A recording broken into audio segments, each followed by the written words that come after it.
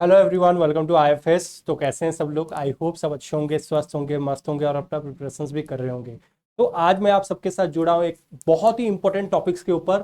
Paper one में कितना score करना पड़ेगा आपको। ओके, तो अगर आप जेके सेट के लिए प्रिपेयर कर रहे हो, जो कि 1 महीने के बाद एग्जाम आपका होने वाला है, तो आपको जम्मू कश्मीर सेट में या फिर कोई भी सेट एग्जाम हो गया या फिर यूजीसी नेट का एग्जाम ही पकड़ लो, तो पेपर वन में एटलीस्ट आपको कितना स्कोर करना पड़ेगा ताकि आपका एग्जाम क्लियर हो जाएगा। ओके, तो आज हम इसके ऊपर एक डिटेल्ड एनालिसिस करने वाले, एक डिटेल्ड चर्चा करने वाले हैं। तो सेशन को शुरू करने से पहले आप सबसे एक ही रिक्वेस्ट है, ज्यादा से ज्यादा इस सेशन को शेयर कीजिए अपने फ्रेंड्स के साथ, जो भी सेट एग्जाम के लिए प्रिपेयर कर रहे हैं, यूजीसी नेट एग्जाम के लिए प्रिपेयर कर रहे हैं। साथ ही साथ जो भी हमारे इस चैनल में नए हैं, तो सबसे पहले तो सब्सक्राइब कर लीजिए, बेल आइकन को क्लिक कर लीजिए, ताकि सबसे फर्स्ट सबसे तेज आप सबको नोटिफिकेशन मिलते रहेगा। And do like. ओके, तो सेशन अगर आप देख रहे हो आखिरी तक बने रहिए, क्योंकि आखिरी आखिरी में बहुत सारी इंपॉर्टेंट चीजें हम बताने वाला हूं। एंड बने रहिए एंड लास्ट तक बनना है आप सबको। तो पेपर वन में कितना स्कोर करना चाहिए? बहुत सारे स्टूडेंट्स क्या होते हैं ना, पढ़ाई तो कर रहे हैं पर पेपर वन को लाइटली ले लेते हैं। खास करके सेट स्टूडेंट्स, खास करके जो सेट के लिए प्रिपेयर कर रहे हैं ना, पेपर वन को बहुत ही लाइटली लेते हैं, क्योंकि उनको लगता है कि हम पेपर टू में अच्छा कर लेते हैं, अब पेपर वन में तो बहुत इजी फिजी क्वेश्चन आ जाते हैं। ऐसे भी स्टूडेंट्स होते हैं जो कि पेपर वन का सिलेबस ही पता नहीं होता है उनको। एग्जाम दे रहे हैं, एग्जाम के लिए प्रिपेयर कर रहे हैं, उनका पूरा का पूरा फोकस पेपर टू के ऊपर होता है, और पेपर वन का उनको सिलेबस ही पता नहीं होता है कि क्या होता है सिलेबस। अब सिलेबस को पेपर वन को बिल्कुल भी लाइटली लेना नहीं है आपको। ओके, क्योंकि अभी अगर आप देखोगे ना, जो सेट का जो स्टैंडर्ड्स है वो धीरे धीरे बहुत ही ज्यादा इंप्रूव हो रहा है। ओके, अब ये वो सेट नहीं है जो पहले लिबिड लिबिड क्या करते थे, अब इनको चाहिए फुल इज्जत, याद रखिए। ओके, तो अभी ना, अभी इनका स्टैंडर्ड को बहुत इंप्रूव कर दिया गया। क्वेश्चंस लेवल पूछने का तरीका भी बहुत इंप्रूव हो चुका है। पहले आपके ना इंडियन लॉजिक से पूछे नहीं जाते थे, पहले आपके इंडियन लॉजिक से सवाल नहीं आते थे। इंडियन लॉजिक आपको सिलेबस में है, अगर आपने सिलेबस देखा है तो इंडियन लॉजिक आपको सिलेबस में है, वहां से क्वेश्चंस पूछ रहे हैं। इस बार का जो एमपी सेट हुआ था, एमपी सेट का जो एग्जाम हुआ था, इंडियन लॉजिक से क्वेश्चंस आया था 5 फून के ऊपर, जो प्रतिजना हेतु उदाहरणा उपनयना निगमना, वहां से क्वेश्चंस पूछा गया था। पहले नहीं पूछते थे, अभी पूछ रहे हैं। तो अगर आप यूजीसी नेट के लिए प्रिपेयर कर रहे हो तो आपके लिए पेपर वन तो बहुत ईजी है। अगर आप यूजीसी नेट के लिए प्रिपेयर नहीं कर रहे हो, आप सीएसआर नेट के लिए प्रिपेयर कर रहे हो और उसके साथ साथ सेट के लिए प्रिपेयर कर रहे हो, तो तभी आपको पेपर वन के ऊपर बहुत फोकस करना पड़ेगा। पहले मैं बता रहा हूँ। चलिए मैं आपको यहाँ पे 1 मिनट रुकिए, मैं यहाँ पे थोड़ा सा आपको ना लिख के बता देता हूँ।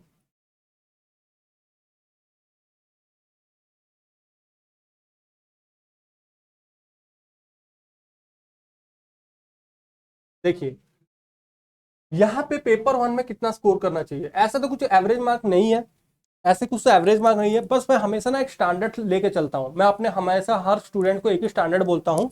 एक स्टैंडर्ड सेट कीजिए पेपर वन के लिए, पेपर वन के लिए एक स्टैंडर्ड सेट कीजिए। इतना स्टैंडर्ड सेट करने के लिए मैं हमेशा बोलता हूँ 35 क्वेश्चंस का, 35 क्वेश्चंस का स्टैंडर्ड सेट कीजिए। 35 क्वेश्चन राइट करने का कोशिश कीजिए, 50 में से 35 क्वेश्चन राइट करने का कोशिश कीजिए। अगर आप इतना क्वेश्चन राइट कर ले रहे हो ना, 35 क्वेश्चन अगर आप राइट कर ले रहे हो, और मान लो आपका पेपर 35 आ रहा है, पेपर वन में 35 रख रहे हो, और पेपर टू में आप स्कोर कर रहे हो कितना, मान लो फॉर एग्जाम्पल आप पकड़ के चलो 50 स्कोर कर रहे हो, तो 5 हो गया, 5 8 85। 85 इंटू अगर 2 करेंगे 170, 170 को अगर हम 300 से डिवाइड कर देंगे तो कितना स्कोर हो गया आपका, 5 3 15, और ये कितना हो गया 20, 18 56%। 56% आ रहा है आपका, मतलब कट ऑफ के लगभग पहुंच जा रहे हो। बट ये भी स्टैंडर्ड नहीं है। कभी कभी कट ऑफ क्या होता है ना, 60% भी रखता है। कभी कभी ना आपका कट ऑफ कितना कर देता है, 60% कर देता है। ओके, कभी कभी आपका कट ऑफ कितना कर देता है, 60% कर देता है, 62% कर देता है। तो पेपर वन के साथ साथ आपको पेपर टू के ऊपर भी फोकस करना पड़ेगा। तो पेपर वन में अगर आप मान लो 35 स्कोर कर रहे हो, और पेपर टू में मान लो फॉर एग्जांपल 55 स्कोर कर रहे हो, तो कितना हो गया, 90 हो गया। तो 180, 180 मतलब 60%। 60% एक मिनिमम होता है, एक मिनिमम स्टैंडर्ड है। ये क्राइटेरिया अपने दिमाग में रख के चलिए, इतना क्राइटेरिया आप अपने दिमाग में रख के चलिए। ओके, तो पेपर वन बहुत गेम चेंजर होता है। और जो पेपर वन का जो सेट का स्टैंडर्ड है ना, इतना डिफिकल्ट नहीं आता है। पेपर वन का जो स्टैंडर्ड रहता है इतना डिफिकल्ट नहीं आता है। पेपर वन का अगर हम स्टैंडर्ड देखेंगे सेट लेवल में, आपके इजी से स्टार्ट होता है, इजी टू मॉडरेट जाता है, इजी टू मॉडरेट जाता है। क्या जाता है? इजी टू मॉडरेट जाता है। इतना डिफिकल्ट क्वेश्चन आते नहीं है, डायरेक्ट सवाल पूछे जाते हैं। जो पेपर वन के जो क्वेश्चंस होते हैं, जो पेपर वन के क्वेश्चंस होते हैं ना, पीवाईक्यूज रिपीटेड होते हैं, पीवाईक्यू रिपीटेड होते हैं। अब पीवाईक्यू रिपीटेड क्या है, आप मेरे को पूछोगे कि सर पीवाईक्यू रिपीटेड तो आपने बोल दिया, क्या सर हम जेके सेट के लिए प्रिपेयर कर रहे हैं, क्या सिर्फ और सिर्फ हम जेके सेट के पीवाईक्यू सॉल्व करके चले जाएंगे तो हमारा एग्जाम क्लियर हो जाएगा? चांसेस है 5-6 क्वेश्चन रिपीट होने का, या फिर 10 क्वेश्चन रिपीट होने का चांसेस है आपके जेके सेट के प्रीवियस ईयर क्वेश्चन से। बट अगर मान लो आप जेके सेट के लिए प्रिपेयर कर रहे हो, आप एमएस सेट के पीवाईक्यू सॉल्व कर रहे हो, आप एपी सेट के पीवाईक्यू सॉल्व कर रहे हो, आप एमपी सेट के पीवाईक्यू सॉल्व कर रहे हो, आप डब्ल्यूबी सेट के पीवाईक्यू सॉल्व कर रहे हो, तो सोचो कितने क्वेश्चंस आप प्रैक्टिस कर रहे हो। और ये जो सेट वाले होते हैं ना, ये कुछ नहीं करते हैं, ये क्या करते हैं, ये इधर के सेट को लेके उधर पूछ देते हैं और उधर के सेट एग्जाम के क्वेश्चंस को लेके इधर पूछ देते हैं। बस अगर आपको पेपर वन स्ट्रांग बनाना है तो आपको क्या करना है, पहला चीज तो यही है, कंसेप्चुअल क्लैरिटी होना चाहिए। ऐसा नहीं है कि आप सिर्फ और सिर्फ बोलोगे कि सर हम सिर्फ और सिर्फ कंसेप्ट पढ़ के चले जाते हैं और हमारा एग्जाम क्लियर हो जाएगा। नहीं, एक प्रोसेस होता है, हर चीज का एक प्रोसेस होता है। तो वो प्रोसेस क्या है आपका? वो प्रोसेस है कंसेप्चुअल। पहले समझिए कंसेप्ट को समझना है। अब टीचिंग एप्टीट्यूड क्या है, रिसर्च एप्टीट्यूड क्या है, higher education, people development, environment, ये सबके टॉपिक्स को समझना पड़ेगा। कंसेप्चुअल क्लैरिटी करने के बाद ही आप पीवाईक्यू सॉल्व कीजिए और एमसीक्यू सॉल्व कीजिए, पीवाईक्यू सॉल्व कीजिए और एमसीक्यू सॉल्व कीजिए। ये होना चाहिए आपका प्रोसेस, पहले कंसेप्ट, फिर पीवाईक्यूज एमसीक्यूज, फिर उसके बाद ना repeated revisions. Revisions is must important. बहुत सारे बच्चे क्या करते हैं ना, रिवाइज नहीं करते हैं। पेपर वन में रिवाइज करना बहुत ज्यादा इंपॉर्टेंट हो जाता है। नोट्स, आपने नोट्स किस तरीके से बनाया है, नोट्स, आपके नोट्स बहुत इंपॉर्टेंट होते हैं पेपर वन में। नोट्स भी बनाने का कला है, नोट्स किस तरीके से बनाते हैं इसके ऊपर भी मैं एक सेशन लेके आऊंगा आप सबके लिए, डिस्कस करेंगे वहां पे नोट्स किस तरीके से बनाते हैं। तो वही चीज है, कंसेप्ट पढ़िए, पीवाईक्यू एमसीक्यू सॉल्व कीजिए, रिवाइज कीजिए और बार बार उसको रिवाइज करते रहिए। तो इन्हीं चीजों के ऊपर आपको ध्यान रखना है। ओके, और वही चीज होता है, डिफरेंट सेट्स के क्वेश्चंस को हमें सॉल्व करना है, जो कि हम यूट्यूब में हमेशा करवाते हैं। एमपी सेट एग्जाम से पहले हमने पेपर वन के ऊपर मैंने बहुत सारे सेट्स के पीवाईक्यूज करवाए थे। जेके सेट का भी हम करने वाले हैं, जेके सेट का भी हम करेंगे। तो आपके पास अगर डिफरेंट सेट्स के पेपर है, क्वेश्चन पेपर है, तो उसको कलेक्ट कीजिए और उसके ऊपर क्वेश्चन सॉल्व करना शुरू कर दीजिए।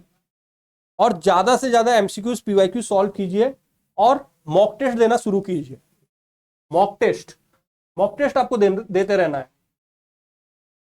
मॉक टेस्ट क्यों मैं बोल रहा हूं, मॉक टेस्ट अगर आप दोगे ना तो एग्जाम के लिए अडेप्ट हो जाओगे, एग्जाम्स के प्रति अडेप्ट हो जाओगे, एग्जाम को क्रैक करने का वो कैपेबिलिटी आपके अंदर डेवलप हो जाएगा।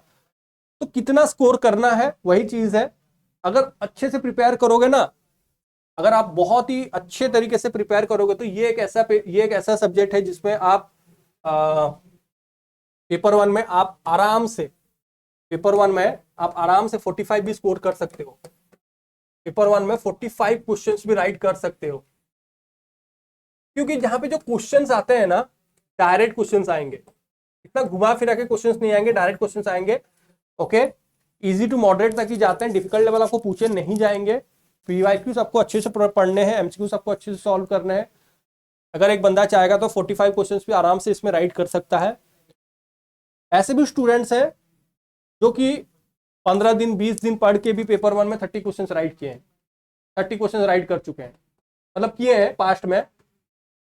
अगर वो 30 क्वेश्चन राइट कर पा रहे हैं 15 दिन 20 दिन में पढ़ के, तो अगर आप अभी 1 महीना का टाइम बचा है, 1 महीने में अगर आप दिन में अगर आप 2 घंटा 3 घंटा भी पेपर वन के लिए अगर आपने 3 घंटा भी दिया, 3 आवर्स भी दिया, तो आराम से आप 40+ क्वेश्चन राइट कर दोगे, आराम से, गारंटी के साथ मैं बता रहा हूं।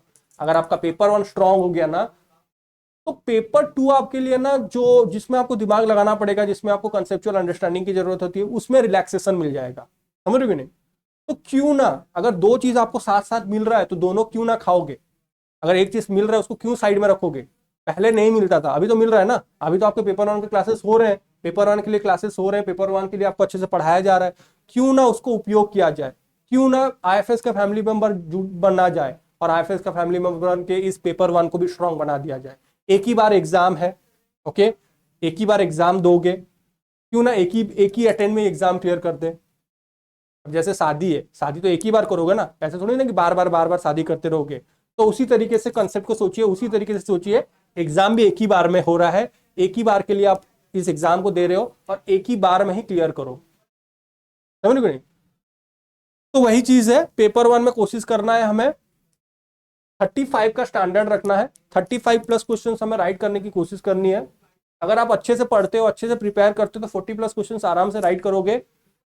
और इस बार का जो एमपी सेट का पेपर आया था बहुत इजी आया था, तो मैं वही चीज फिर से एक्सपेक्ट कर रहा हूं कि जो जेके सेट का पेपर होगा, जेके सेट का पेपर जो होगा ना, वो इजी होने वाला है आपके पेपर 1 के लिए। इजी होगा पेपर 1 के लिए, इतना डिफिकल्ट क्वेश्चंस आएंगे नहीं। बस अगर आपका प्रैक्टिस आपने अच्छे से किया है होगा, अगर आपका कंसेप्चुअल क्लैरिटी अच्छे से होगा, तो डेफिनेटली आप इस एग्जाम को क्लियर कर लोगे। ओके, ज्यादा समय नहीं लूंगा। तो यही चीज के लिए मैं आप सबके साथ जुड़ा था कि पेपर 1 में एटलीस्ट आपको कितना स्कोर करना है, 35 प्लस क्वेश्चन राइट करना है। 35, अगर मान लो आप 35 राइट कर रहे हो, तो पेपर 1 में एटलीस्ट 60 प्लस राइट करना है। ऐसा नहीं कि इसमें 35 राइट कर रहे हो और पेपर 2 में आपका 30 क्वेश्चन राइट हो रहा है, तो कैसे कट ऑफ क्लियर होगा, नहीं होगा ना। तो मैं यहाँ पे स्टैंडर्ड बता रहा हूँ, क्राइटेरिया बता रहा हूँ 35 और पेपर 2 में आपका 60, पेपर 2 में आपका 60 प्लस 35 प्लस 60 प्लस, अगर आपने इतना स्कोर कर लिया तो गारंटी के साथ आपका जीके सेट क्लियर हो जाएगा। ओके, चलिए, तो आज के लिए हम सेशन को यहीं पे एंड करते हैं। अगर आपको ये सेशन अच्छा लगा तो do share with all your friends जो भी जेके सेट के एग्जाम दे रहे हैं। अगर आपने अब तक लाइक नहीं किया तो do like and share and subscribe to our channel, ताकि आपको इसी तरीके का वीडियोस, इसी तरीके के सेशंस आपको आईएफएस की तरफ से मिलते रहेगा और आपके एग्जाम प्रिपरेशन में एक पूरा आगे बढ़ सकेंगे हम जोश के साथ। ओके, चलिए, so that's all from my side. Thank you very much everyone. अगर आपको कहीं पे कोई भी क्वेरी है, कहीं पे कोई भी डाउट आ रहा है related to anything, feel free to ask me in the comment section, okay, and our IFS team will get back to you. चलिए, thank you very much everyone and happy learning to all of you.